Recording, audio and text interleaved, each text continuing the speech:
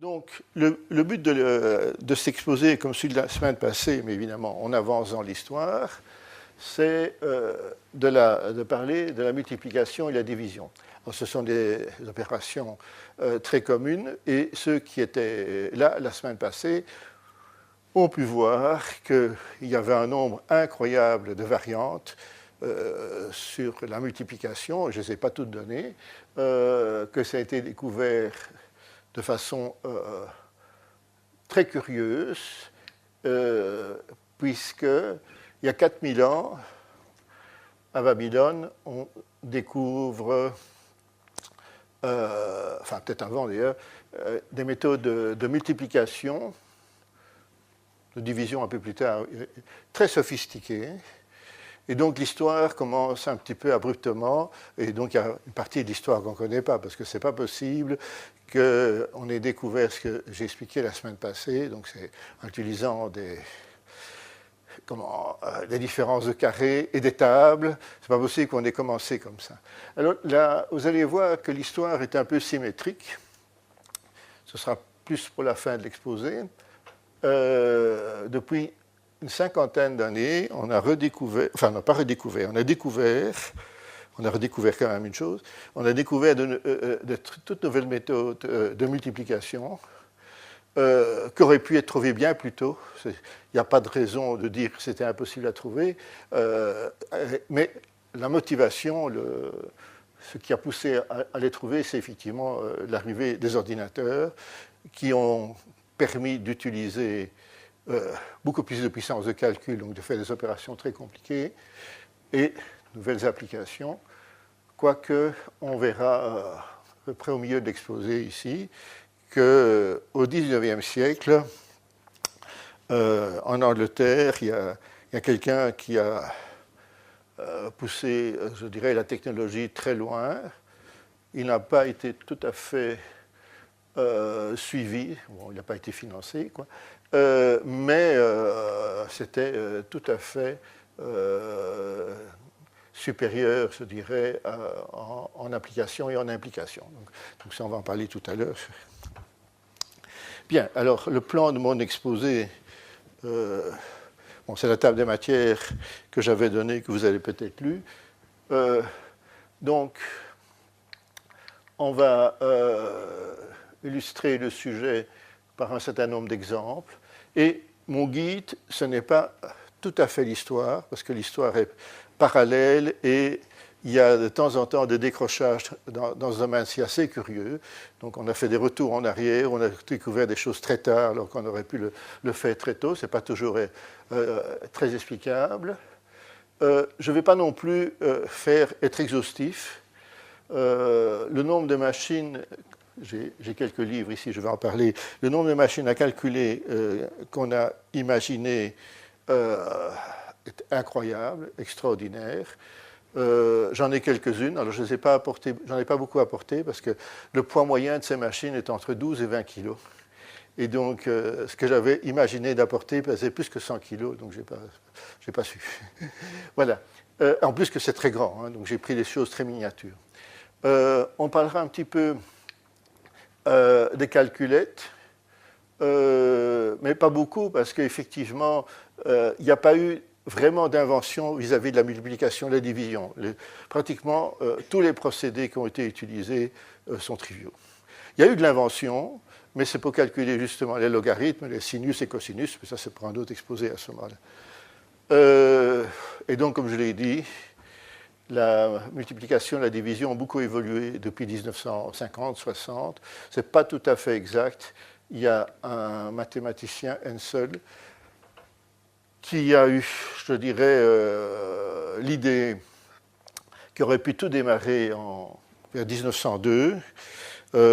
Et malheureusement pour lui, bon, première chose, c'était en allemand, bien sûr, mais surtout, au lieu de parler de multiplication d'entiers, il parlait de multiplication de polynômes, mais la méthode est strictement la même, et donc c'est passé totalement inaperçu.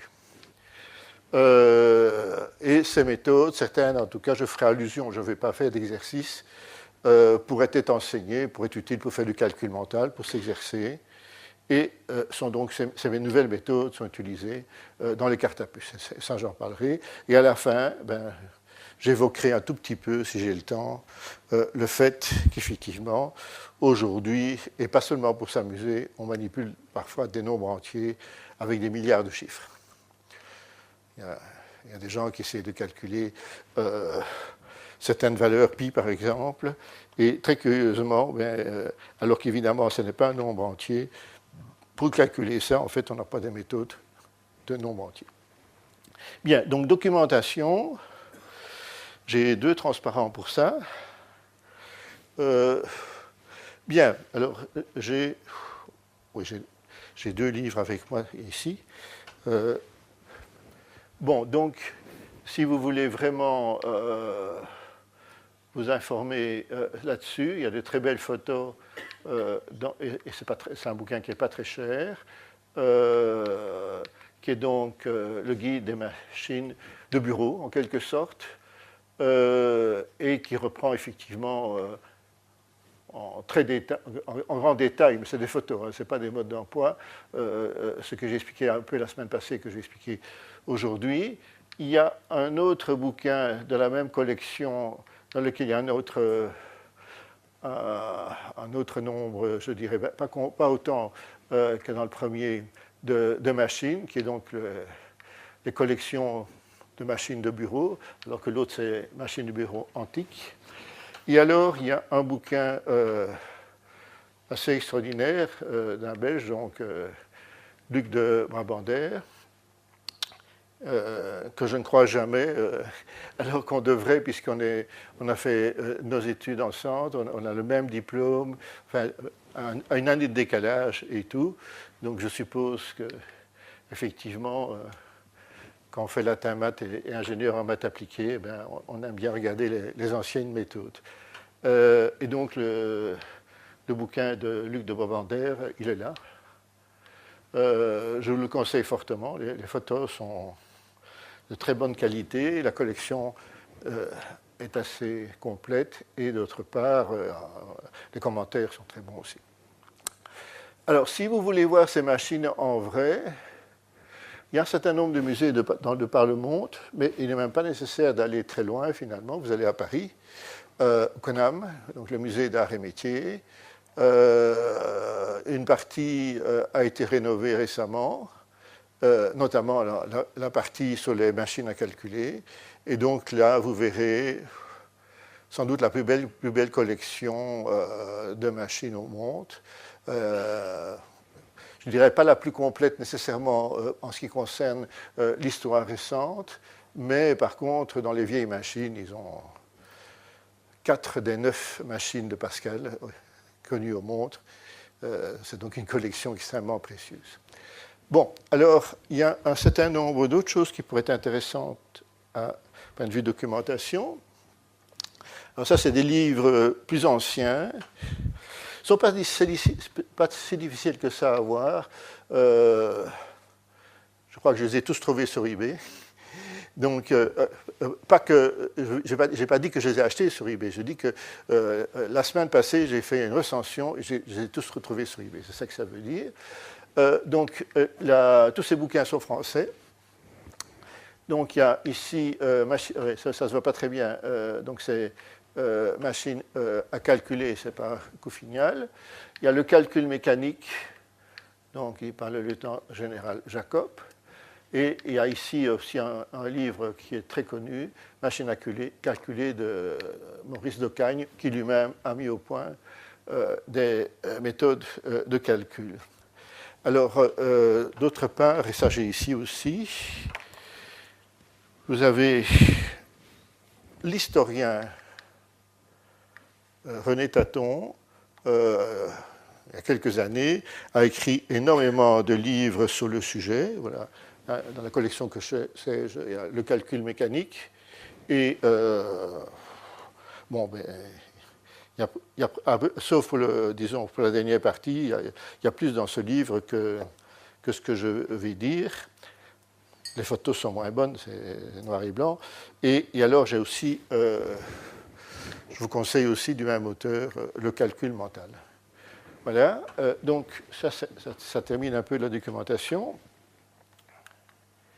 Alors, en fait, pour bien comprendre le fonctionnement des machines, et pour revenir légèrement à ce que j'ai dit la semaine passée pour ceux qui étaient là, mais c'est de façon indépendante, il faut bien comprendre deux choses. Dès le moment où vous voulez mécaniser le calcul, il faut que le système de numération que vous utilisez soit relativement systématique, relativement cohérent. Et si on avait dû utiliser le système des Babyloniens en base 60 ou le système des Romains qui est non positionnel, je crois qu'on n'aurait jamais imaginé de machine mécanique. C'est compliqué, baroque, etc. Donc il a fallu un certain nombre de simplifications et d'idées qui ont finalement convergé vers quelque chose qu'on pouvait mécaniser. Et une des idées, c'est effectivement l'idée du zéro, qui est apparue très tard.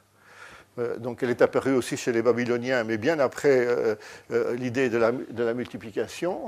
Donc ils l'ont trouvée, semble-t-il, il y a 2200 ans, mais sur une forme très bizarre, puisqu'ils n'utilisaient que à l'intérieur d'un nombre, donc ni jamais à gauche ni à droite. Donc 10 pour eux, ça n'a jamais été 1 et 0. Et alors il faut bien voir, je n'ai pas le temps d'exposer trop ça, mais ça explique aussi certaines formes bizarres. Bon, vous allez me dire, oui, comment est-ce qu'ils écrivaient, par exemple, 100 en base 10 ? Eh bien, ils vont écrire 90 et 10, par exemple. Il y aura un symbole pour 10.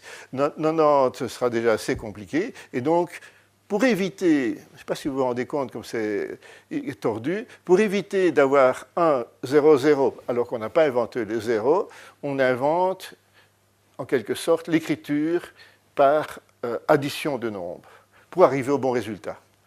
Et maintenant, vous comprenez peut-être mieux pourquoi on dit 70 ou des choses pareilles, parce que vraisemblablement, ça vient, très loin dans le temps, ça vient de là, pour éviter le 0. Bon, alors, par contre, ce qu'il faut bien voir, c'est pour ça que j'ai mis ce symbole ici, de l'autre côté de l'Atlantique, chez les Mayas, donc chez les Mayas c'est plus tard, hein, mais c'est totalement indépendant, eux, ils ont inventé le zéro, tout seul. Et c'est la seule trace qu'on a, semble-t-il, sur le continent américain. Il est là. Un peu plus compliqué que le nôtre. Oui.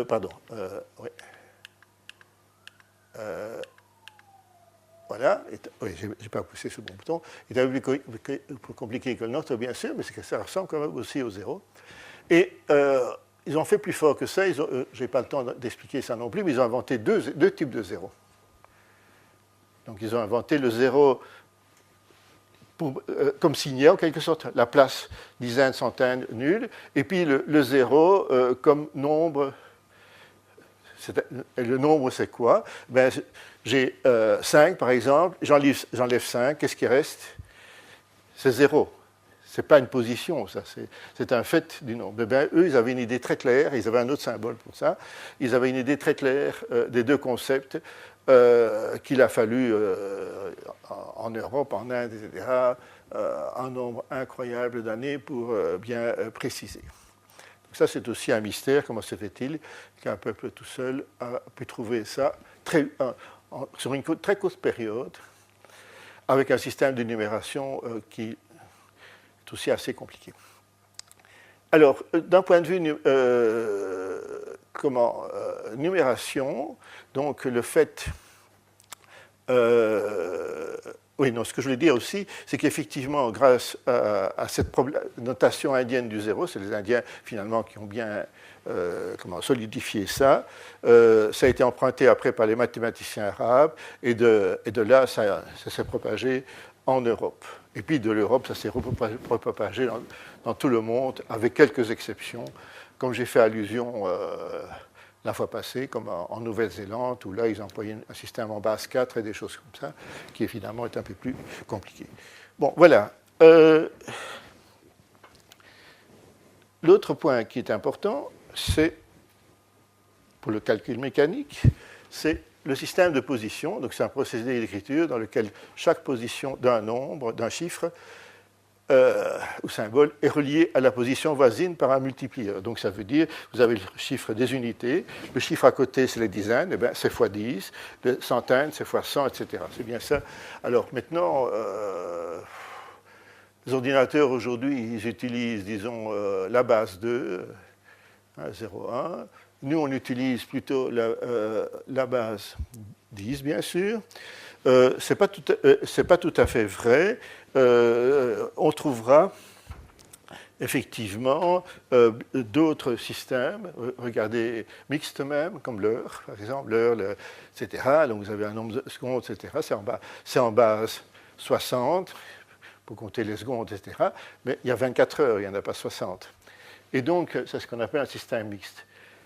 Alors, ces systèmes mixtes ont eu aussi une certaine influence sur les machines à calculer, parce qu'effectivement, le système décimal, pour les marchands, ne s'est pas toujours imposé.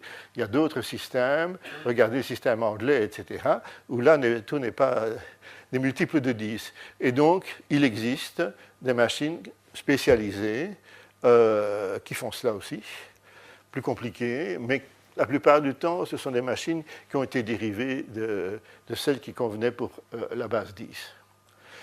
Par exemple, les machines de Pascal, dont on va parler dans quelques minutes, il y avait des machines de ce type-là. Bien. Alors, je reprends très rapidement, c'est simplement pour ceux qui n'étaient pas là la fois passée. Donc, si vous voulez multiplier, la formule peut être de différents types. Si je prends 73 fois 49, si vous le faites en calcul mental, et si vous vous souvenez encore des trucs qu'on vous a appris ou qu'on ne vous a pas appris, moi en cinquième primaire, oui c'est ça, en cinquième primaire, on nous a appris beaucoup de choses. J'ai encore le livre qui servait à ça. Et donc, par exemple, si vous voyez 49, pour vous, ça doit être automatiquement 50 moins 100. Et des trucs pareils, effectivement, dans les machines mécaniques, ça va être compliqué, évidemment, à mettre en œuvre. Comment est-ce que la machine va détecter, etc. Et en fait, ce qui va se passer, c'est qu'on va utiliser donc, des systèmes très simples, très répétitifs. Et l'évolution des machines mécaniques va être dans la direction, l'opérateur, la personne humaine, va intervenir de moins en moins. C'est comme ça qu'on voit les choses. Mais pas, effectivement, en faisant tout le calcul que je ne vais pas dérouler maintenant. Alors, souvenez-vous, la fois passée, on a parlé de table de multiplication. On parle de table de Pythagore, même si c'est antérieur à lui. La plupart des machines ne vont pas utiliser le table de multiplication. Ils vont utiliser d'autres systèmes, je vais vous montrer. Mais il existe des machines au XIXe siècle qui, effectivement, ont intégré physiquement la table de multiplication. Un peu à l'aveugle, comme ça. Alors, j'avais parlé aussi du système de Pergelosia. C'est un système qui permet de faire la multiplication de deux nombres, en voilà un, en voilà l'autre, et moyennant l'utilisation d'une table de multiplication et un certain nombre d'additions systématiques, permet d'avoir le bon résultat. Cette technique-là sera utilisée dans les machines mécaniques, on verra un ou deux exemples, mais pas tellement. Le sommet sera atteint vers la fin du XIXe siècle pour une machine assez extraordinaire aussi, mais qui s'est révélée beaucoup trop compliquée. Bon, donc, voilà. Alors, si on regarde un peu maintenant l'histoire, justement, de la mécanisation, eh bien, on remonte à quelque chose. C'est un objet unique qui vient de l'Antiquité. Il a été trouvé en 1901 dans la mer. Et elle était là depuis plus de 2000 ans. Et cette machine, vraisemblablement, d'après les estimations aujourd'hui, a été construite en moins de 105. Donc il y a 2000, il y a 2220 ans. Et donc c'est ce qu'on appelle la machine denticitaire. Alors cette machine-là, vous voyez, on voit une espèce de cadran ou une roue. Et on a imaginé assez vite que ça devait servir à faire des calculs. Et il y a quelques années, on a commencé à employer des systèmes de rayons X très perfectionnés. Et on a découvert à l'intérieur, effectivement, qu'il y avait plein d'engrenages et qu'en fait, c'était une horloge astronomique qui faisait plein de calculs, qui calculait l'évolution des planètes, l'évolution de la Lune, etc. Et donc, voilà un modèle moderne. Pour le faire tourner, donc, il y a une manivelle que vous ne voyez pas, mais c'est comme ça que ça se présentait. Alors,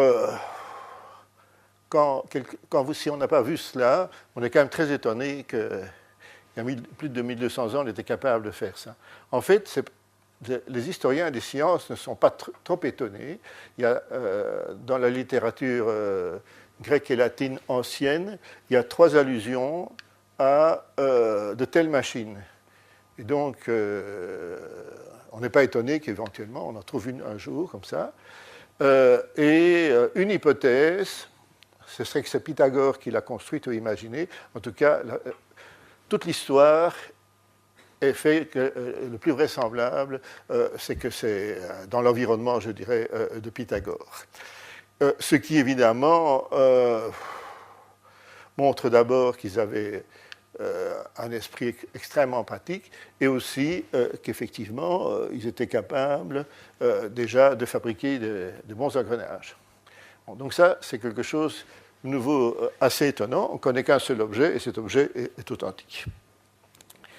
Alors, après cela, on trouve quelques engins qui font du comptage chez les Chinois, en Occident, mais ça dérive vers, je dirais, les automates. Donc, qu'est-ce qui est à l'origine, finalement, des machines à calculer mécaniques telles qu'on en connaît? C'est l'horlogerie. On a appris comme ça à faire des bons engrenages, etc. Et les automates. Et donc, c'est bien ça qui s'est passé. Et on trouve un exemple dans les notes de Léonard de Vinci. C'est un compteur kilométrique, si on veut. Donc, vous voyez, il y a un certain nombre d'engrenages. On ne les fabrique plus comme ça aujourd'hui, bien sûr. Et il y a un compteur ici avec report. Donc, est-ce que ça a été fabriqué? Je ne sais pas, mais en tout cas, il a imaginé les plans. D'autres systèmes étaient plus primitifs, antérieurs à ça. C'était soit des gouttes d'eau qui tombaient dans un récipient, et puis avec la hauteur, on savait combien de mètres de kilomètres on avait fait, ou bien des billes qui tombaient, et il fallait compter les billes à ce moment-là. Donc vous voyez que le mécanisme était beaucoup moins perfectionné que ceci. Bien, alors je rappelle aussi très rapidement l'existence des logarithmes. Alors, ce n'est pas pour rappeler les logarithmes, c'est pour dire où on est maintenant les dates. Donc, le logarithme, la méthode qui permet de remplacer le calcul de la multiplication et de la division par des additions et des soustractions, ça a été inventé par l'Écossais Napier en 1614 et un Suisse dont je ne crois pas que j'ai parlé la fois passée, Bürgi, en fait, les avait inventés avant, n'avait pas publié, et finalement, elle a réellement publié en 1620. Et donc, on en parle moins. Mais donc, on se situe à cette époque-là. Qu'est-ce qui se passe à ce moment-là?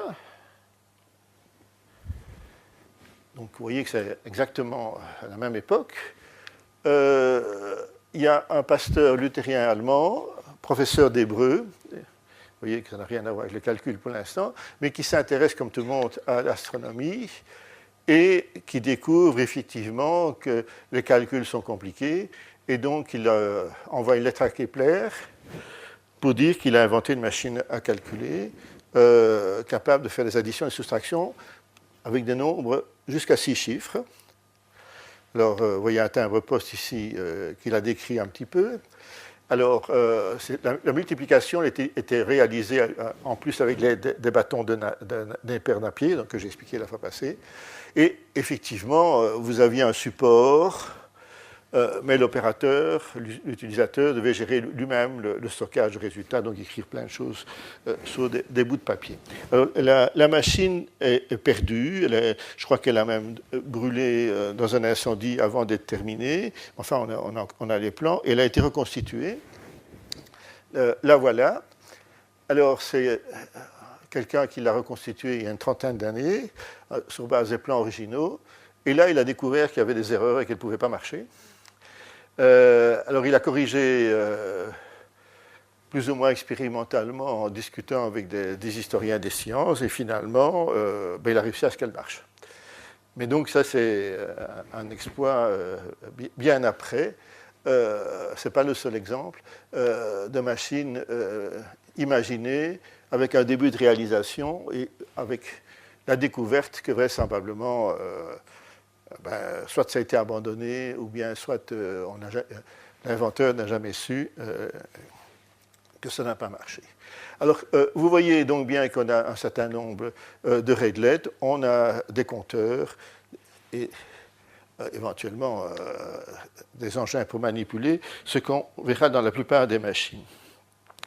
Alors, le véritable inventeur de la machine à calculer, c'est Pascal. Alors, le nom commercial de la machine, c'était Pascaline. Donc, ça a été inventé en 1642 et fabriqué à partir de 1645. Alors, Pascal, il a failli être marchand de machines à calculer, effectivement. Mais comme ça coûtait très cher, ça n'a pas été un grand succès. Alors, en fait, il a eu ce qu'on appellerait aujourd'hui un accident, et il a eu une commotion cérébrale et un accident de carrosse, on dit, je ne sais pas ce que ça veut dire exactement. Et donc, il n'a pas abandonné ça, mais il a plutôt fait de la philosophie, etc., donc, comme vous le connaissez, plutôt que de commercialiser ceci. Alors, apparemment, il n'y a qu'une vingtaine de machines qui ont été fabriquées et de 3 modèles différents et qu'on peut voir, donc, comme j'ai dit, à Paris, au CNAM. Alors, ce qui est aussi intéressant, c'est qu'assez récemment, il y a quelqu'un en France qui en a trouvé sur un vieux marché. On lui a vendu ça comme machine, une boîte musicale cassée. Donc, il a payé très peu cher et puis il a découvert qu'il avait une des 9 machines encore restant dans le monde. Donc, des événements pareils, ça arrive tout le temps, pas avec des Pascalines, mais avec d'autres engins. Donc, les vieux marchés, on retrouve, même sur eBay parfois, on retrouve des choses dont on ignorait qu'il existait un exemplaire, parfois.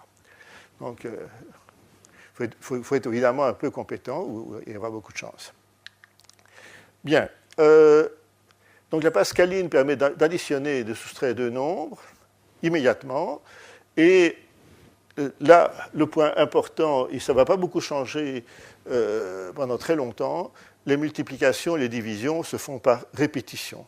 C'est-à-dire qu'effectivement, donc vous avez les 2 opérandes, vous avez un totalisateur, et vous ajoutez un des 2 nombres au total partiel courant, et vous le faites évidemment le nombre de fois qu'il faut et qui est donné par l'autre nombre.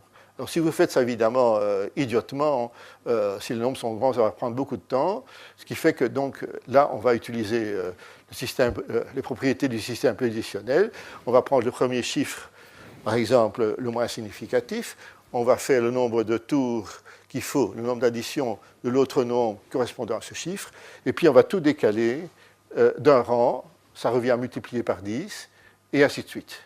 Donc, ce qui veut dire que finalement, le nombre d'opérations qu'on va devoir faire est de l'ordre de grandeur de la somme des chiffres d'un des deux nombres. En fait, ça va même être moins. Parfois, il y a des petites astuces.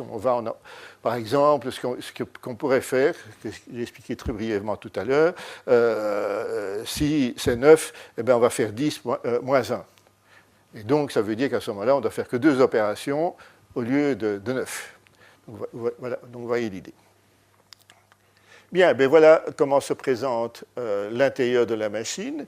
Donc, ceci, c'est ce qu'il y a derrière un compteur. Donc, vous voyez, la grande invention de Pascal, c'est le report. Donc, le fait que quand on a, par exemple, 9 plus 1, ça fait 10, ça veut dire qu'on reporte ça sur le rang suivant dans la position. Et donc, il a trouvé un système génial pour l'époque, qui sera longtemps utilisé, qui est hyper robuste. Et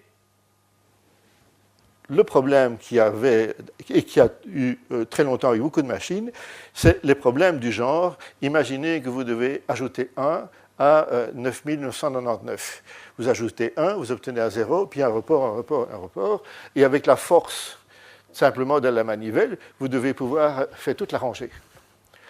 Alors, ce qui arrive souvent, c'est qu'effectivement, après 3 ou 4 maximum, ben, ça cale et il y a du jeu. La première version de la machine de Pascal avait ce genre de problème, et donc il a trouvé un mécanisme qui permet effectivement de le résoudre. Bon, mais je dirais c'est un grand apport. Donc voilà une autre version.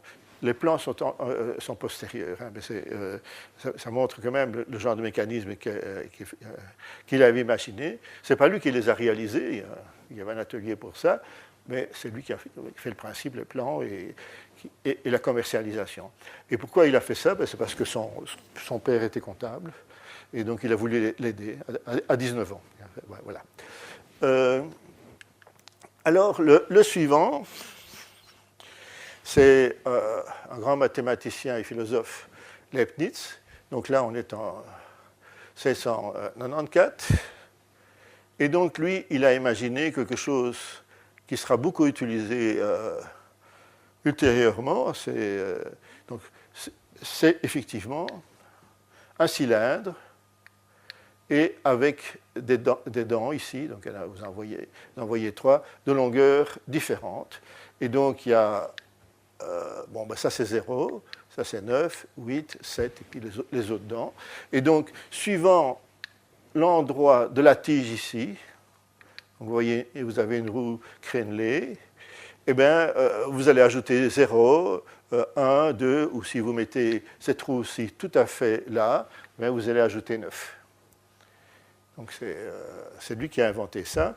Et toute sa machine, donc voilà, disons, des dessins d'époque, permet de réaliser ça. Alors bon, il n'y a pas, vous voyez, ça marche avec une manivelle, vous n'avez pas encore la gestion complète, donc il y a encore pas mal de choses qui sont à faire à la main ou à transcrire pour la multiplication, la division. Bon, la division, c'est un peu comme la multiplication, excepté que là, on soustrait, donc il y a un mécanisme spécial. Si on soustrait trop, ça veut dire qu'on va arriver à un nombre négatif. Alors, sur la plupart des machines, il y a une sonnerie, quelque chose qui fait ding, qui vous dit « Ah, vous avez été trop loin », et donc vous revenez en avant de 1 pour corriger. Donc, comme à la main d'ailleurs, comme vous l'avez peut-être appris en primaire, il y a bien un problème d'essai-erreur. Je vais trop loin, je reviens. Voilà. Et en fait, tout ça va culminer dans une machine en France, toujours, qui s'appelle donc l'arithmomètre de Thomas. Et là, vous voyez qu'il y a 3 dates.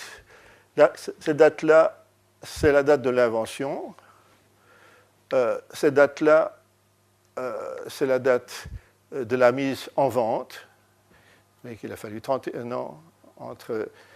Il il faut être patient. Hein. Donc, il a pris un brevet, parce qu'on prenait des brevets déjà là, et c'est seulement la fabrication là. Et 1915, c'est la date de la fin de la fabrication. Donc, ce que vous voyez là, c'est une des machines donc, les plus vendues. Il y a différents modèles qui sont plus ou moins perfectionnés. Et donc, elle a dû être utilisée au moins jusqu'à après la guerre 14-18, dans beaucoup d'endroits comptables et autres. J'en ai une.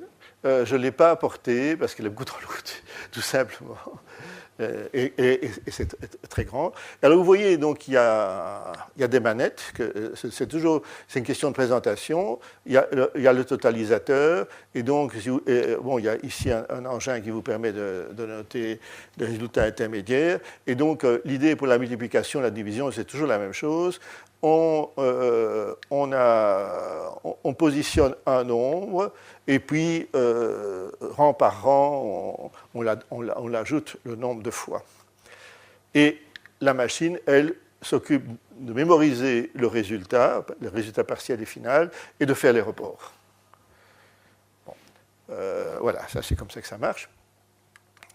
Alors, pour justement vous montrer un petit tableau, donc voilà, c'est la même chose, les dates. Hein. Donc ici, voilà la date de l'invention, la date de la mise en vente, et puis vous voyez donc, c'est associé avec un païen, donc c'est Thomas et Payen, et donc cette machine a été en vente pendant 65 ans environ, et elle a été, comme c'est marqué, clonée.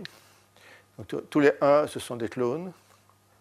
Alors, les autres machines sont basées sur une idée de Honner, qui est aussi une grande famille de machines, où là, la mise en œuvre a été beaucoup plus petite et donc plus courte, pardon. La machine, sans doute, qui a eu le plus de succès, mais qui est un clone de Honner, c'est la Brunsviga. Et cette machine-là, vous en trouvez autant que vous voulez sur eBay. Il y a une fois où j'en ai acheté une seule, on m'a dit « Ok, vous prenez les 2 autres gratuitement ». Donc je vide mon grenier. Donc j'en ai eu 3 pour le prix d'une. Bon, enfin voilà. Et donc, ça vous permet un peu de voir l'état des lieux. Alors, qu'est-ce qu'il y a donc comme machine? La machine dont je viens de parler, l'arithmètre, Honner dont je viens de vous parler, et alors il y a encore les comptographes MR dont je vais parler aussi. Bon, mais entre-temps, il y a quelqu'un qui s'appelle Babbage, qui lui est très ambitieux. En fait, il fabrique, ou il imagine plus exactement, 2 machines. Alors, la première machine, c'est une machine qui travaille par différence. Donc, elle fait que des calculs du type A moins B, mais elle le fait en plusieurs étapes. Donc, elle fait des différences, des différences, des différences, des différences. Et en employant des formules mathématiques, et ce qu'on appelle l'interpolation, ça lui permet de calculer à peu près tout. Mais donc, elle n'est pas spécialement, et même, je dirais, très peu dédiée à la multiplication, la division. Donc, je n'en parle pas ici pour l'instant.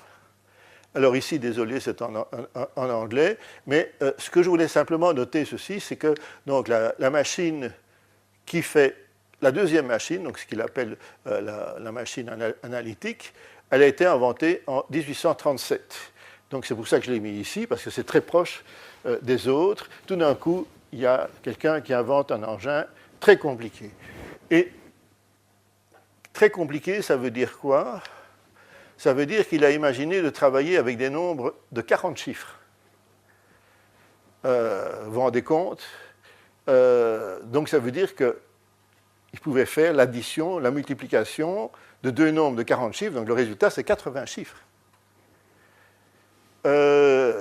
Et dans ses notes, il fait une remarque très curieuse d'ailleurs, en disant que ça peut servir en cryptographie. Mais il ne dit pas pourquoi. Et donc il a fallu attendre, mais non, c'est aujourd'hui pourquoi, mais ça n'est certainement pas de son temps.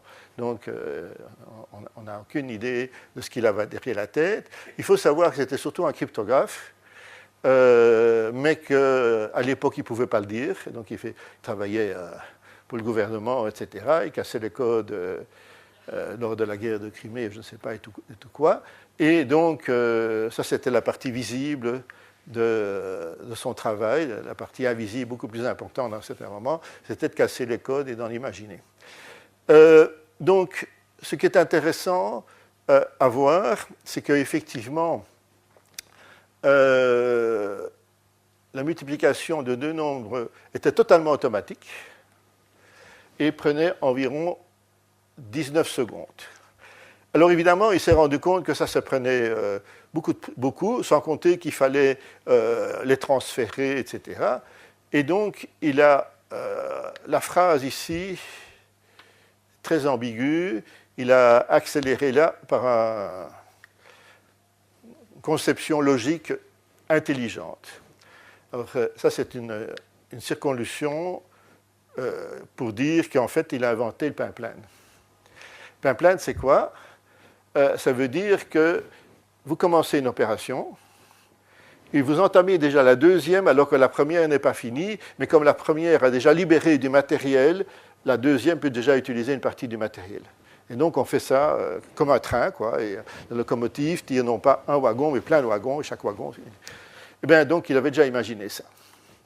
Et donc, avec des astuces pareilles, la multiplication de deux nombres, l'un de 20 chiffres et l'autre de 40 chiffres, eh bien, il parvient à le faire de façon raisonnable.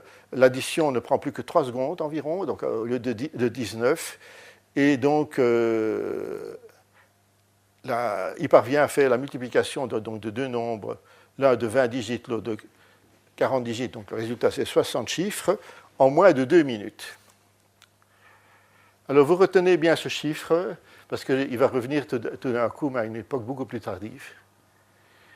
Donc, je n'ai pas fait le calcul. Est-ce que ça allait beaucoup plus vite qu'à la main? Sans doute que oui, hein, mais peut-être pas de façon extraordinaire. En tout cas, faire des calculs comme ça, à quoi ça servait? Ça servait à calculer des tables et on arrondissait après, donc il n'y avait pas de problème, je dirais, d'arrondi mal géré. Alors la machine, la voilà. Donc ceci, c'est ce qu'on appelle un moulin. Et donc c'était cet engin-là qui faisait la multiplication. Donc je n'ai pas compté, mais je suppose que ceci, ça doit être au moins 20 barreaux. Alors, il y avait d'autres machines qui étaient couplées à cela. Il y en avait 4 au total. Et une des 4 était une imprimante. Alors en fait, il n'a pas réalisé totalement, parce qu'il n'a pas, c'est pas qu'il n'avait pas l'idée ou la envie, mais il n'avait pas la finance. Le gouvernement anglais n'a pas tellement apprécié qu'il avait changé de modèle, parce que donc il leur avait vendu l'autre modèle dont j'ai parlé mais que je n'ai pas montré, et il a voulu réaliser celui-ci, et donc ils ont estimé que c'était une sorte de tromperie, et donc ils ont arrêté les frais. Alors son fils a recontinué, et puis aujourd'hui, il y a aux États-Unis de grands mécènes, Intel et Google, pour ne pas les nommer, qui ont payé la réalisation et on découvre qu'en suivant les plans, ça marche très bien. Bien. Donc, cette machine-ci, en pratique, peut-être bien qu'il a réalisé un moulin, donc rien que le multiplieur, mais il n'a pas réalisé la machine complètement. C'était une machine qui était programmable, donc il pouvait réaliser des opérations, additionner, soustraire, sauver, faire des choses assez compliquées, et il employait pour ça des cartes perforées. Donc c'est aussi l'inventeur de la carte perforée pour les ordinateurs. Et là, ça venait effectivement des idées de Jacquard pour tisser des tapis d'édition. Alors, on continue. Donc, j'avais parlé de Honner. Donc, voilà, lui, en 1878, il imagine un engin assez étonnant qui est là. C'est un engin avec un nombre de dents variable. Donc, l'idée donc, de Leibniz, c'est d'avoir un cylindre avec toute une série de traits, de dents, et qui sont décalés, et donc il y a 0 dent, 1 dent, 2 dents, etc. Ben lui, qu'est-ce qu'il fait? Il prend la même idée, mais il la replie, il la replie complètement. Et donc, voilà, ici, l'anneau de Honner est mis en position 3, et vous voyez, il y a 3 dents. Alors, si vous mettez cet engin-là en position 0, ben, toutes les dents se replient. Si vous le mettez en position 9, ben, vous avez les 9 dents qui viennent. Ce qui fait que ça permet effectivement de compter le nombre d'éléments qu'il faut. Alors, quel est l'avantage de ceci? D'abord, c'est plus robuste, mais surtout, c'est beaucoup plus fin. Donc, on peut commencer à imaginer d'avoir des machines de plus en plus compactes.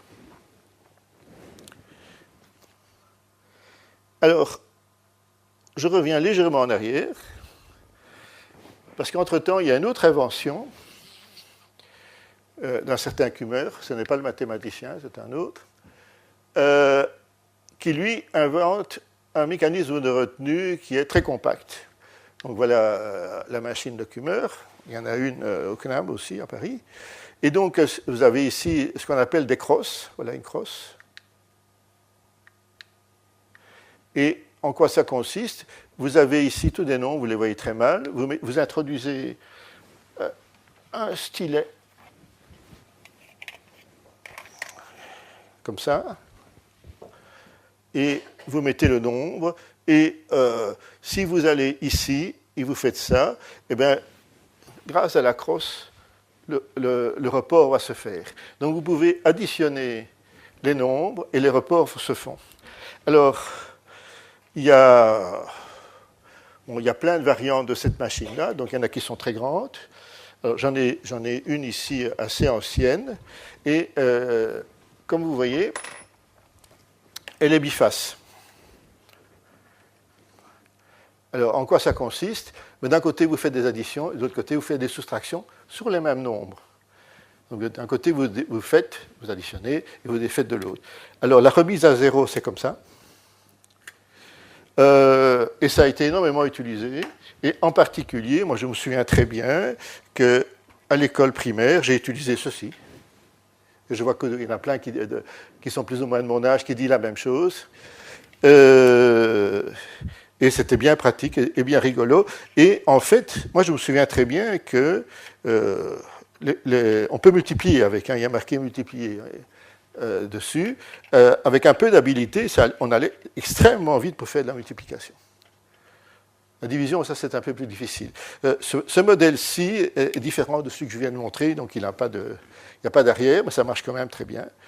Et donc, vous avez toutes des crosses, et vous avez un compteur ici. C'est encore en vente. Mais c'est pas l'original que j'utilisais. L'original, le plastique, enfin, je ne sais pas si c'était du plastique, est craquelé, il a mal durci, quoi. Voilà, OK. Voilà une autre version, ça s'appelait le calcul instantané, donc c'est un Français, cette fois-ci, s'appelle Tronchet, qui lui a pris les choses plus en main, plus commercialement, et vous avez vu les dates, c'est très différent. Apparemment, il aurait peut-être quand même bien copié, mais ceci, c'est ce qui correspond au succès, et puis ça a été copié d'autres fois. Et vous avez bien vu ici, c'est marqué Librairie Larousse. Oui, c'est Madame Larousse qui, effectivement, a financé la réalisation de cette calculette, qui ne s'occupe pas de que de dictionnaire. Bon, donc ça a beaucoup servi, et je dirais que ça a aussi pas mal desservi la vente de machines à calculer, parce que vous imaginez que la différence de prix est énorme, alors que, et puis c'est beaucoup plus compact, c'est beaucoup plus léger, c'est pour ça que je les ai pris, et donc ça a poussé à imaginer des choses de plus en plus compliquées, parce qu'ici, évidemment, la multiplication était quand même pas si évidente que ça. Alors, entre-temps,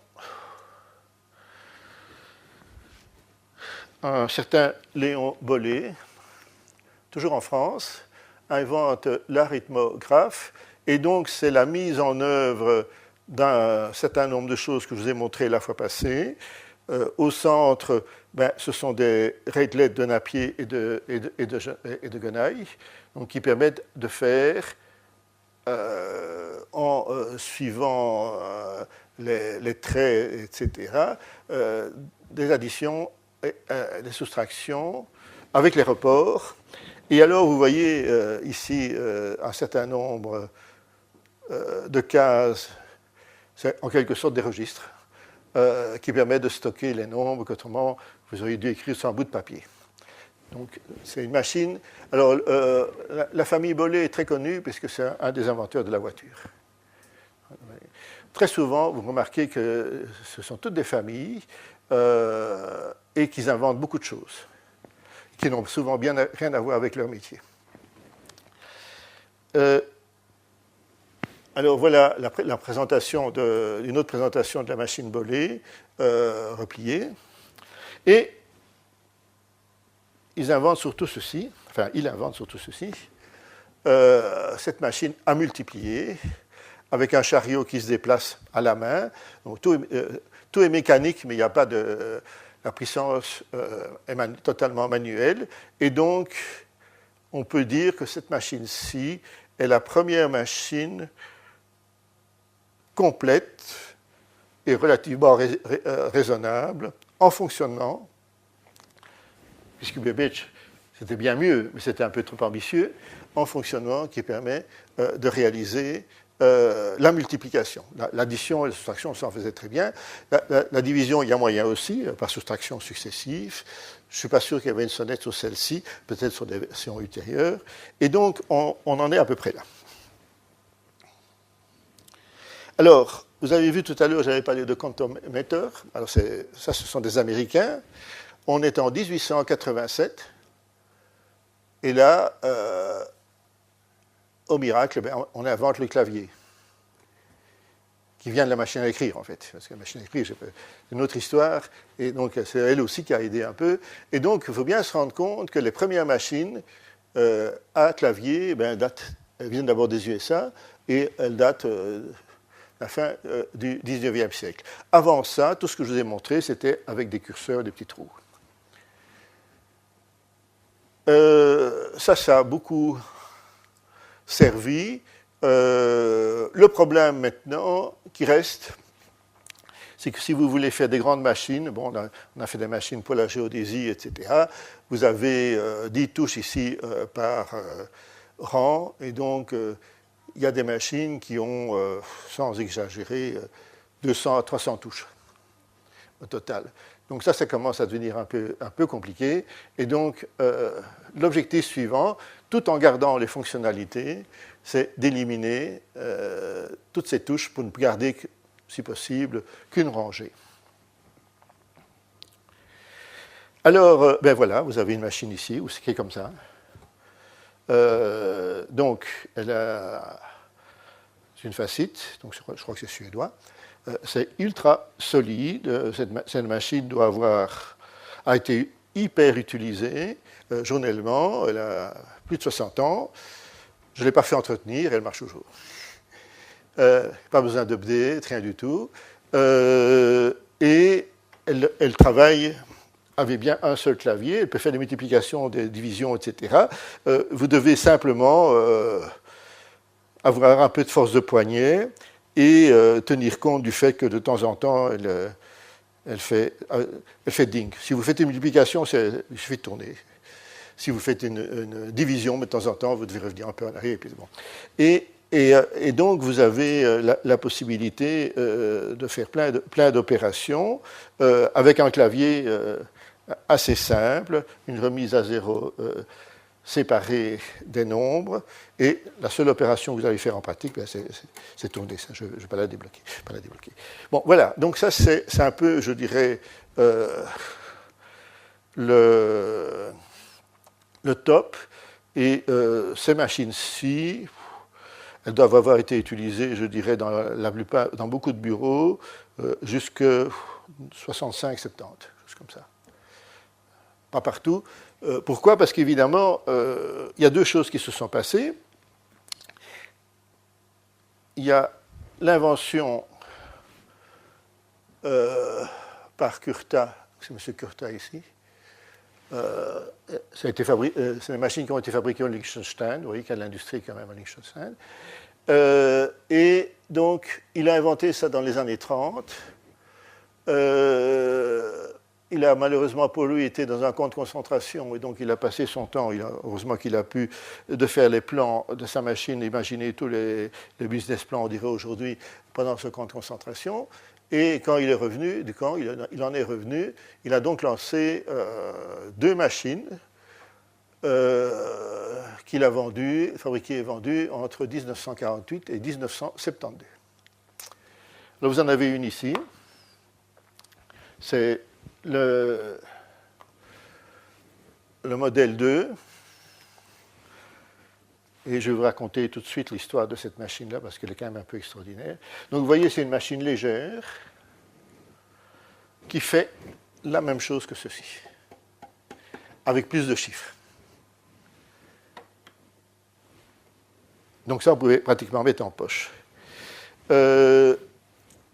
Alors, donc, je vais directement. Alors, le nombre de machines qui ont été vendues de la Curta 1, c'est 85 000.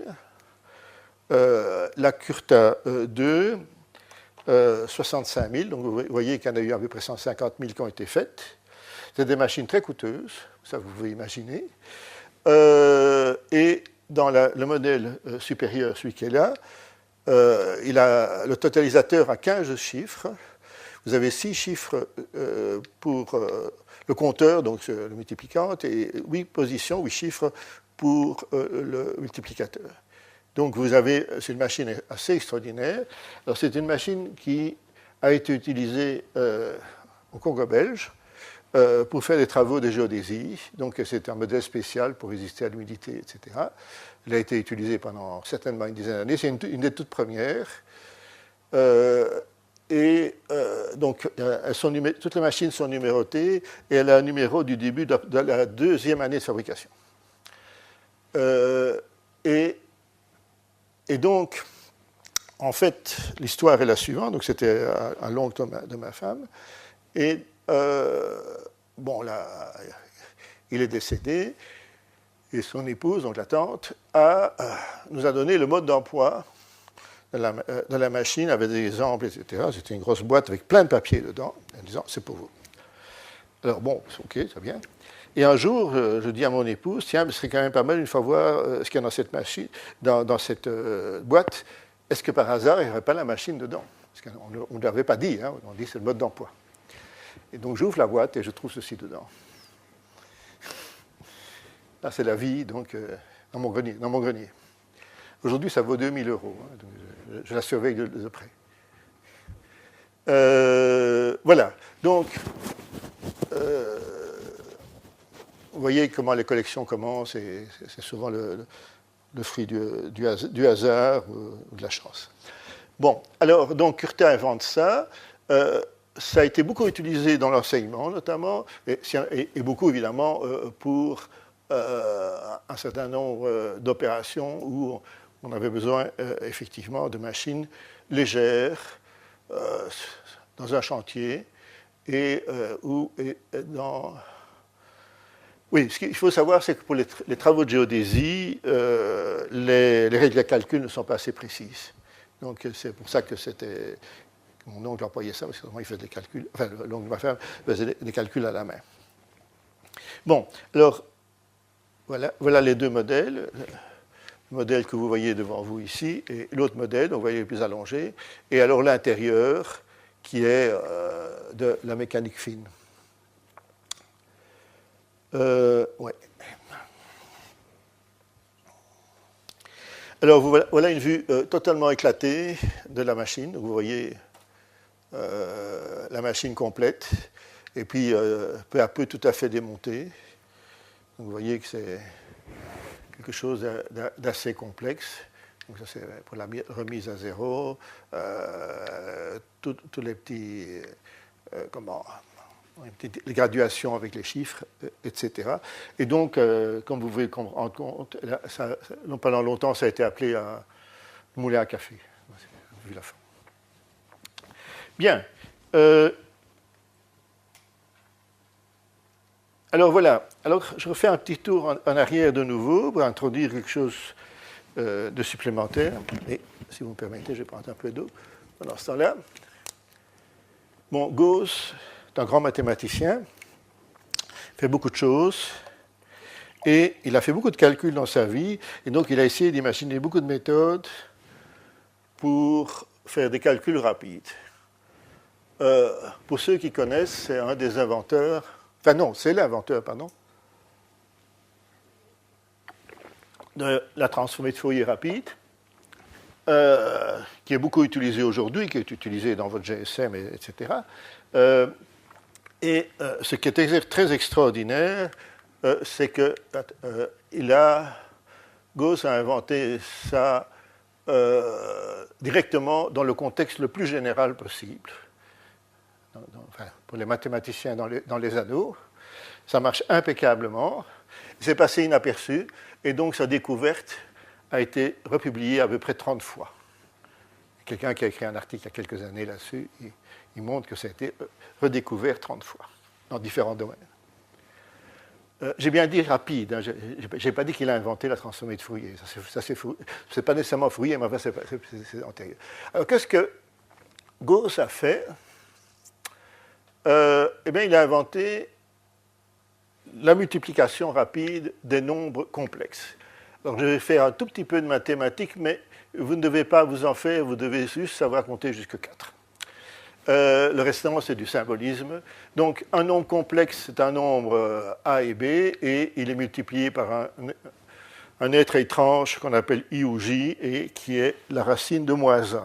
Mais en fait, vous ne devez pas voir ça comme ça, c'est purement symbolique, c'est-à-dire que ce sont des combinaisons d'éléments et que vous traitez avec certaines règles du jeu. Bon, voilà. Alors donc, ici, vous avez la multiplication de deux nombres complexes. Et ce que vous voyez, c'est qu'effectivement, pour faire une multiplication de deux nombres complexes, vous avez besoin de 2, ici, plus 2, ça fait 4 multiplications, donc tous les éléments par tous les éléments, au total. Et vous tombez sur le bon résultat ici. Bon, on peut trouver ça autrement, mais enfin, c'est, disons, la règle la plus simple. Et ça, c'est ce que tout le monde utilise et ce que tout le monde enseigne. Sauf que Gauss, il a vu ça autrement en 1825, et c'est pratiquement jamais enseigné. C'est que, effectivement, eh ben, on peut faire ça avec 3 multiplications, pas 4. Alors vous allez me dire, ce n'est pas très important, ça dépend évidemment de la grandeur des nombres, parce que, évidemment, le prix à payer, c'est quoi? C'est quelques soustractions et additions, mais quand même pas tellement. Et donc, ce qu'il a trouvé, c'est que A fois C, ben, de toute façon, vous devez le faire. B fois D, de toute façon, vous devez le faire. Et donc, le premier élément, l'élément qui est dans les réels ou les entiers, eh bien, il est calculé de la même façon. Ce qui est calculé différemment, c'est l'autre partie. Et là, qu'est-ce qu'il emploie comme astuce? Il additionne les deux premiers éléments, il additionne les deux derniers éléments, et il les multiplie l'un par l'autre. Et là, bon, je déplie les opérations, et ce qui est au milieu, c'est AC plus BC fois AD, AD plus BD, pardon. Donc, c'est les 4 possibilités. J'ajoute devant moins AC, j'ajoute derrière moins BD, donc les 2 calculs que j'ai déjà faits, donc je n'ai pas besoin de recalculer. Vous constatez que ça et ça s'annule, que ça et ça s'annule, qu'il vous reste ça, et que, ben, c'est exactement ce que je cherchais. Bon, ben ça c'est Gauss qui a trouvé. C'est passé totalement inaperçu. Et la preuve que c'est passé totalement inaperçu, c'est que ce n'est même pas enseigné aujourd'hui. Alors, ce n'est pas exactement comme ça qu'il l'a présenté, mais c'est tout aussi simple. Bien, alors le temps passe, et on arrive oui, j'ai oublié de marquer date de naissance et de mort, à Karatsuba. Voilà M. Karatsuba. Alors l'histoire est un peu triste et un peu compliquée. Donc, Kolmogorov est un grand mathématicien russe, très brillant, mais tyrannique avec ses étudiants, comme souvent en Russie à cette époque-là. Donc c'était le maître. Et donc lors d'un séminaire en 60, il demande à ses étudiants, donc c'est lui qui pose la question, ça c'est bien clair, est-ce qu'il est possible de multiplier deux nombres entiers avec n chiffres en moins que n carré multiplication? Souvenez-vous du carré que je vous ai montré au rectangle avec des diagonales. Là, vous voyez bien qu'effectivement, pour faire la multiplication de deux nombres, s'ils ont la même longueur, vous devez consulter la table si la longueur de nombre est n carré fois, pour remplir toutes les petites cases, puis encore faire un certain nombre d'additions. Et donc ici, vous voyez, il pose une question qui est assez similaire à ce que Gauss s'était posé pour les nombres complexes. Et donc, voilà, il pose la question. Et une semaine après, un de ses étudiants, tout jeune et tout fier, vient avec une solution avec beaucoup moins de multiplication. Et, hasard de l'histoire, c'est en partie basé sur l'idée de Gauss, mais il ne savait pas que Gauss l'avait trouvé. Et donc, c'est à partir de ce moment-là que se passe un drame.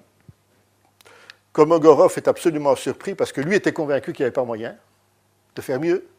Parce que s'il avait posé la question, il était sûr que c'était en n carré, et puis il y a un de ses étudiants qui vient lui dire le contraire, et lui prouver.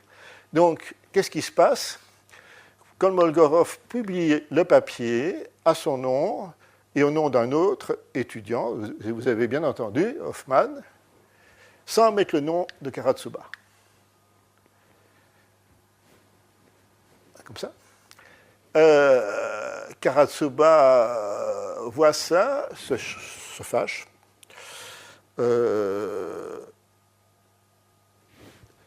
Et donc,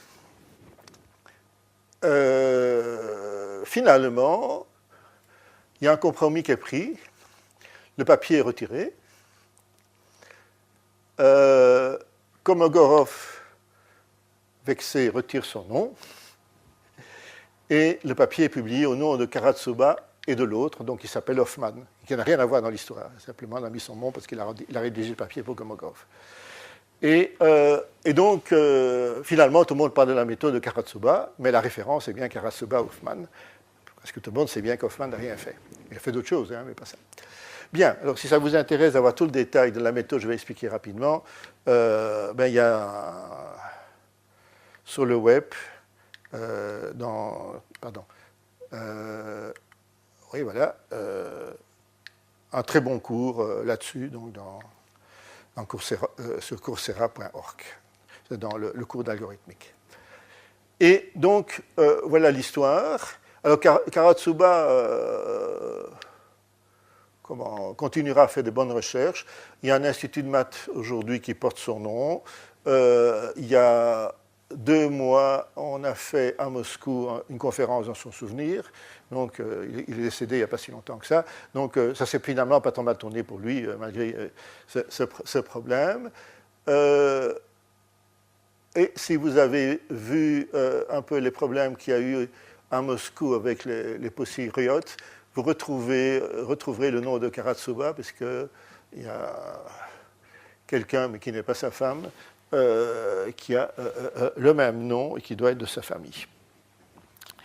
Bien, alors je vais expliquer rapidement l'algorithme, mais en fait je vous l'ai déjà expliqué. C'est la méthode de Gauss. Au départ, il y a un point de plus. Donc, voilà, donc, oui, c'est en anglais, mais j'ai déjà tout expliqué.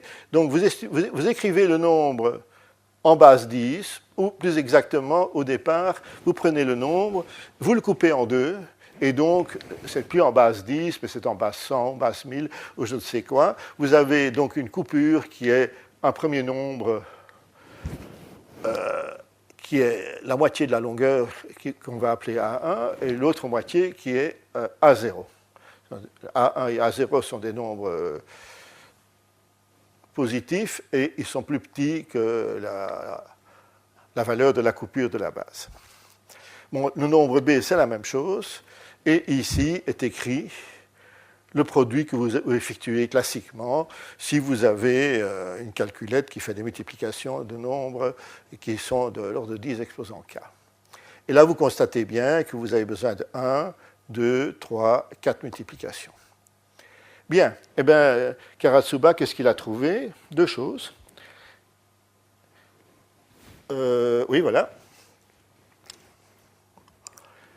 Il dit que voilà, les deux premiers, T0 et T1, ce sont deux produits classiques, et le troisième, c'est l'addition des deux premiers nombres fois l'addition des deux derniers nombres. C'est exactement ce que je vous ai montré pour Gauss, les nombres complexes.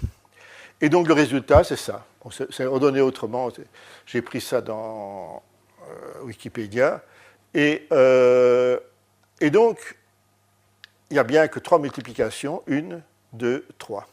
Maintenant, évidemment, vous avez 2 soustractions en plus, vous avez 2 additions en plus, et une mise à l'échelle qui est un peu différente de ce qu'on fait normalement, à cause de ça. Donc, en fait, si vous avez un engin pour lequel les multiplications et les additions prennent le même temps, ben, vous n'avez rien gagné. Mais ce n'est pas vrai. Si, par exemple, vous avez des nombres très grands, 100 chiffres, pour prendre un exemple, ça veut dire qu'à ce moment-là, A0, A1, etc., c'est 50 chiffres, puisque j'ai dit qu'on coupait en deux. Et donc, vous avez des nombres que vous devez multiplier grandement, et vous devez faire des additions avec des nombres de la même dimension, mais c'est pas très... il y a un grand avantage, c'est pas très coûteux, les additions, alors que dans ce cas-ci, vous allez faire... peut-être beaucoup de travail pour faire ces multiplications.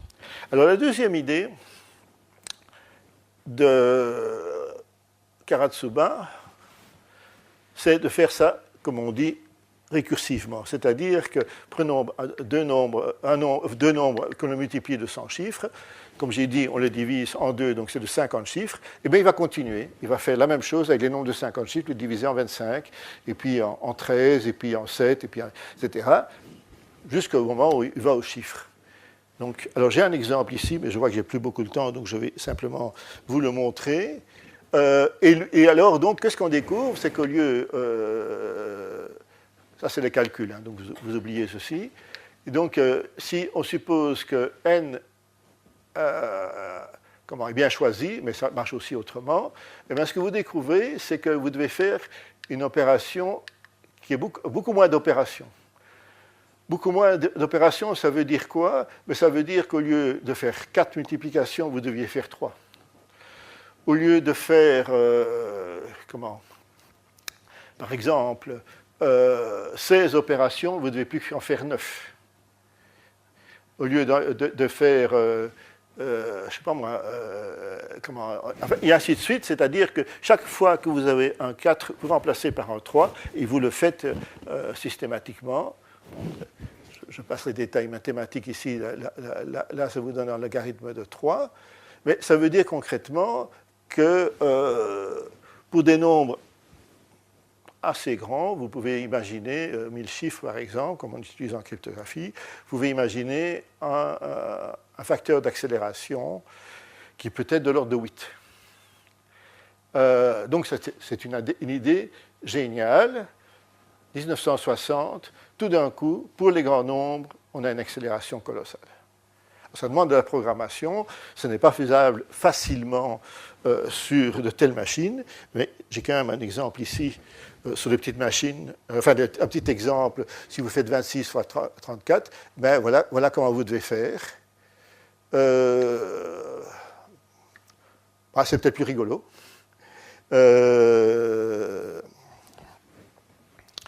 Et ce que je peux vous dire, c'est qu'en s'y prenant bien, en ordonnant bien les choses, ceci peut servir en calcul mental. Il y a des calculateurs mentaux qui utilisent ça. Donc, ce n'est pas quelque chose de totalement gratuit. Alors voilà un autre exemple beaucoup plus grand. Et vous voyez que vous décomposez, donc finalement, vous n'avez que des nombres très petits. Je passe là-dessus puisque le temps passe aussi. Et donc vous arrivez au résultat. Et si vous comptez bien, vous avez fait, dans le cas présent, 27 produits au lieu de 64. Donc ça, c'est plus qu'un facteur 2 de gagner, si les nombres sont plus grands. Alors, il y a plein d'astuces d'optimisation, etc. Je ne vais pas rentrer là-dedans. Donc, ce n'est pas aussi simple que ça à utiliser, mais ça marche très bien et c'est utilisé. Bien. Alors, je reviens maintenant aux calculettes. Ça va être assez rapide. Bon, en pratique, tout le monde connaît les machines, mais ce qu'il faut savoir, c'est qu'en fait, dans les laboratoires à Eindhoven, Philips avait commencé à élaborer des calculettes en 1962. Alors, il est très difficile de trouver des traces. Il y a moyen de trouver des traces sur des sites non accessibles de l'extérieur sur l'histoire de Philips. Donc, je n'ai pas trop insisté. J'ai été témoin de ça quand j'ai travaillé chez Philips. Donc, je suis rentré là en 1970. Et à l'époque, il y avait 3 projets en parallèle pour faire des calculettes. Bon, je ne sais pas pour quelle raison ça n'a pas abouti. Et elles étaient très évoluées. Donc, ce n'était pas du tout pour cette raison-là, c'est sans doute pour des raisons commerciales. Alors, donc, l'histoire est la suivante. Donc, la première, c'est pas vraiment une calculette. Machine portable. C'est une Sharp qui l'a fait, 1969. C'est plus compliqué que ça, parce que c'est chaque fois l'association d'un Japonais et d'un Américain. Donc toutes les machines semblent avoir été faites par des Japonais, alors que ce sont des puces américaines, qui ont été faites spécialement pour ça. Donc là, qu'est-ce qu'il y a comme nouveauté? C'est la première machine à puce et avec batterie rechargeable. Donc c'est la première, vous ne devez pas mettre sur prise de courant. Mais elle ne fait que les calculs élémentaires, addition, multiplication, etc. Alors, la première vraiment de poche, parce que celle-ci est assez grande, vous n'avez pas mis dans le poche, c'est une Musicon, c'est 1970. Donc, voilà. Et donc, j'arrête là, pas pour mon exposé, bien que bientôt arrivé quand même, mais j'arrête là, parce qu'il n'y a aucune originalité dans les calculs. La multiplication, c'est l'addition répétée, décalée, on multiplie par 2, 10 ou 16 souvent, et c'est tout. La soustraction, c'est tout aussi simple, et la division, ça utilise aussi les techniques des serreurs. Donc il n'y a aucune invention dans le chef de calcul, alors qu'il y a plein d'inventions, effectivement.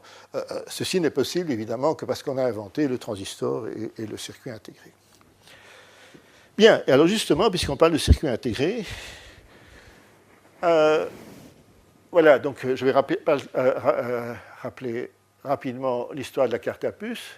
Donc, très tôt, très tôt dans le début, disons, de l'histoire, donc il y a d'abord, attendez, peut-être que j'ai peut-être un transparent là-dessus. Non, c'est pas ça. Ah tiens, je sais pas, il a sauté. Enfin bon, bref, donc il y a d'abord quelqu'un de science-fiction, il s'appelle René Barjavel, et dans un de ses romans de science-fiction, il imagine que l'on peut faire les paiements avec une bague. Et donc, alors ça, ce roman a été écrit en 1968, janvier ou février, et un journaliste, à l'époque, tout jeune, le lit, il s'appelle Roland Moreno, et se dit, tiens, je vais essayer de faire ça. Et le voilà.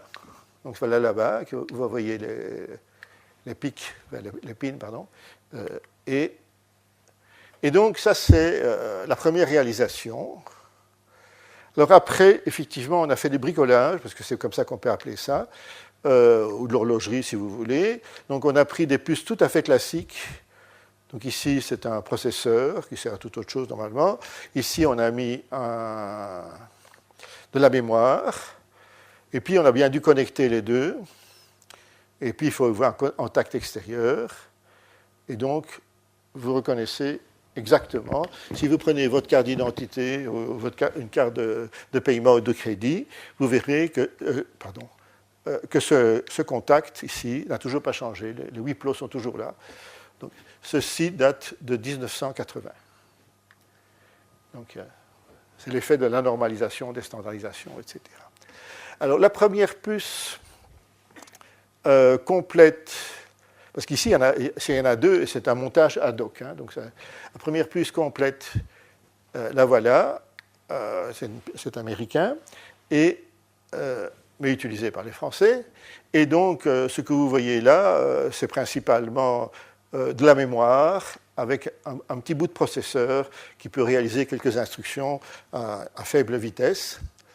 Et donc, un des challenges qu'il y avait en 1989, ça a été effectivement de réaliser cela pour les systèmes cryptographiques. Alors, le système cryptographique, qu'est-ce que ça utilise? Plein d'algorithmes, mais disons, à l'époque et encore aujourd'hui, les meilleurs, ils utilisent l'arithmétique. Ça veut dire quoi? La multiplication et la division dans l'aspect le plus simple, qui est le reste, pas le quotient. Et donc, j'étais chez Philips et on m'a demandé donc de réaliser un multiplieur. Et donc, le résultat, il est là. Voilà, donc ça c'était à l'époque le plus petit multiplieur. Et comme ça a diminué, ce l'est toujours. Donc, il faut voir que de là à là, c'est 5 mm. Donc ceci a environ 1,5 mm, 2 mm.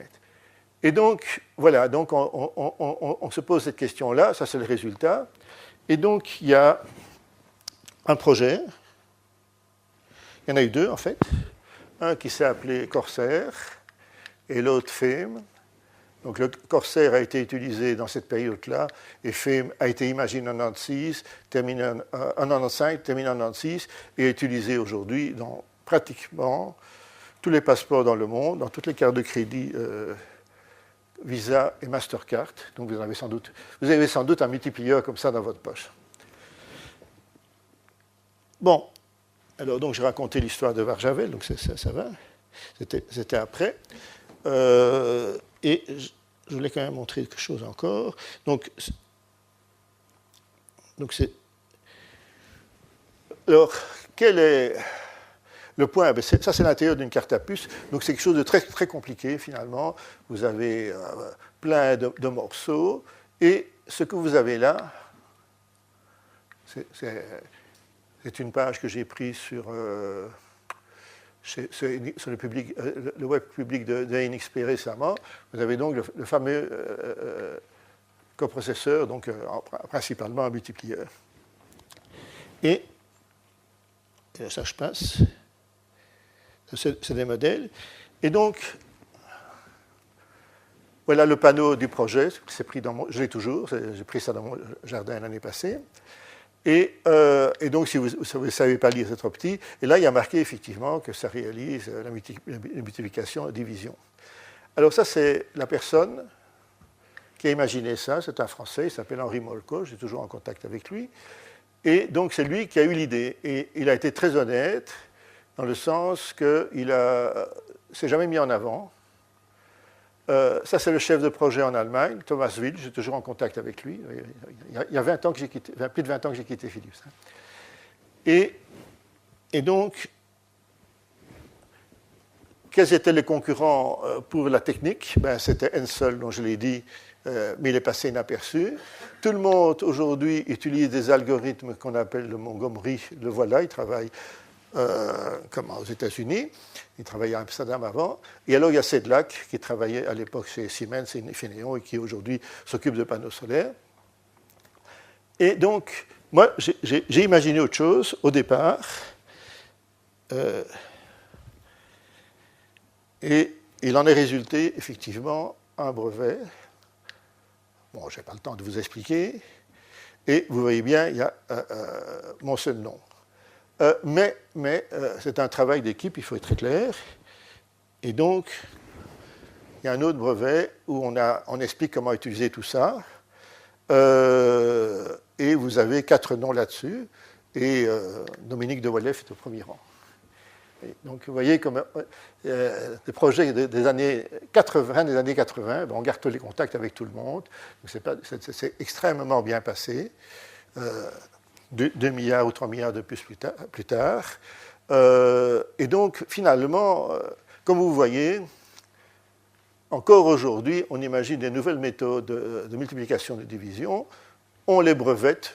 Je ne sais pas spécialement pour les brevets, mais on l'avait demandé. Le brevet ici n'a jamais rapporté à qui que ce soit, quoi que ce soit. C'est un brevet de protection pour éviter qu'on fasse des clones. Et donc, voilà un peu l'histoire. Alors, je n'ai pas le temps d'expliquer, et puis c'est compliqué, tous les avantages. Donc, ça, c'est ce que j'utilise dans mes cours, donc je vous le montre. Alors, je vais quand même vous montrer en quoi consiste l'intérieur de ce multiplieur, qui donc manipule, comme j'ai dit, des nombres aujourd'hui de plusieurs milliers de bits. Donc, en général, c'est 2048 bits, donc ce qui correspond environ à plus que 500 chiffres. Donc, vous voyez que c'est des nombres gigantesques, tout ça pour la sécurité des opérations bancaires. Et qu'est-ce qu'il y a? Un multiplieur 8 x 8. Donc, c'est vraiment c'est 2 octets, hein, enfin 2 octets. Un additionneur et un deuxième. Et quelle est la différence entre ceci et tout le reste? Eh bien, c'est que justement, nous, on a fait ça tout petit, alors que les autres, ils ont pris les grands nombres, ils ont fait un énorme circuit, etc. Donc, il y a plein de fils et tout. Ici, nous, c'est le minimum. En fait, il faut bien voir comment ça marche. C'est exactement comme une des machines que je vous ai montrées tout à l'heure. Vous avez un engin, vous le faites circuler sur un rail, et ce rail peut être aussi long que vous voulez. Localement, il fait que des opérations toutes simples. Alors, quelle est l'idée de base ici? Je peux vous l'expliquer facilement. C'est de multiplier un chiffre par un chiffre, d'ajouter une fois un chiffre et d'ajouter une fois un chiffre. C'est tout. Alors, quels sont les plus grands nombres que vous manipulez? Ce que je dis là est théorique, bien sûr. Eh bien, c'est 9 fois 9 plus 9 plus 9. Et le miracle, c'est que 9 fois 9, ça fait 81, plus 9, ça fait 90, et plus 9, ça fait 99. Qui veut dire que cette addition-là, supplémentaire, parce qu'il n'y a pratiquement aucun circuit au monde qui fait ça, vous l'avez quasiment gratuitement, il n'y a pas de report. J'ai parlé beaucoup de report, et bien, il n'y a pas de report. Et quel est l'avantage?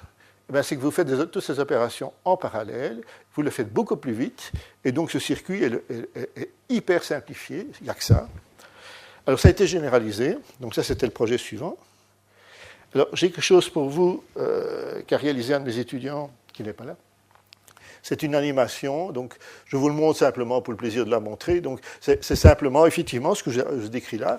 Donc vous avez le multiplieur ici, le premier additionneur là, le deuxième additionneur là, et puis vous avez les nombres, et puis les calculs sont faits.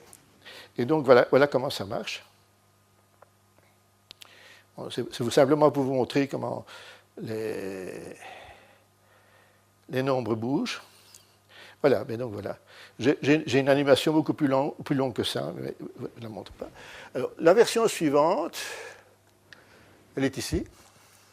Toujours des boîtes, hein, bon. Et qu'est-ce qu'on voit? Elle est quasiment la même. Il y a un multiplieur ici, 8 fois 32, un additionneur. Et en fait, on a bâti ainsi toute une famille de circuits où il y avait chaque fois un multiplieur, un additionneur et un additionneur. Et qu'est-ce qu'on sait faire avec ça? On sait faire des multiplications de très grands nombres, des divisions, et même d'autres choses, en étant très astucieux.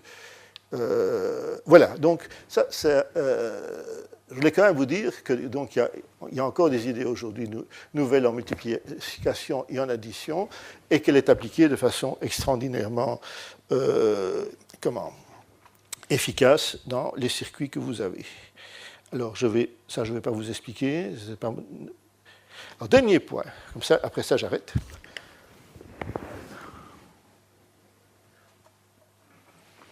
Il y a une technique très ancienne dont je ne vous ai pas parlé, et c'était volontaire. C'est ce qu'on appelle la technique des restes chinois. Alors, la question qui se posait aux Grecs anciens, semble-t-il, et aux Chinois, d'où le nom, c'est le IIIe siècle, donc il y a 1700 ans, les Grecs anciens, ça datait du temps d'Archimède, eh bien, c'est compter les soldats. Donc vous avez un grand nombre de soldats et on vous demande de les compter. C'est très compliqué, c'est casse-pied. Alors comment ils avaient imaginé ça, aussi bien les Grecs anciens que les Chinois? Mais c'était demander aux soldats de se mettre en rang, par rang de 3 par exemple, ou par rang de 5, ou par rang de 7, etc.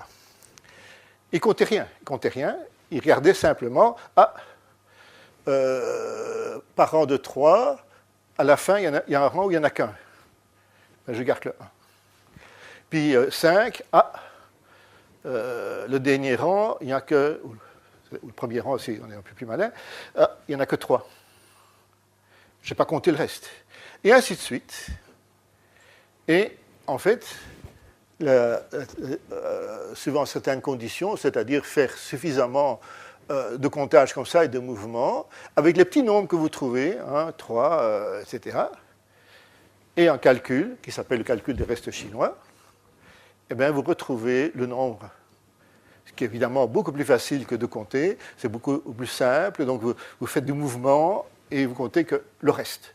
En fait, c'est bien ça l'idée, vous comptez le reste. Le reste, c'est le nombre de soldats qui n'a pas un multiple entier de 3, de 5, de 7, etc.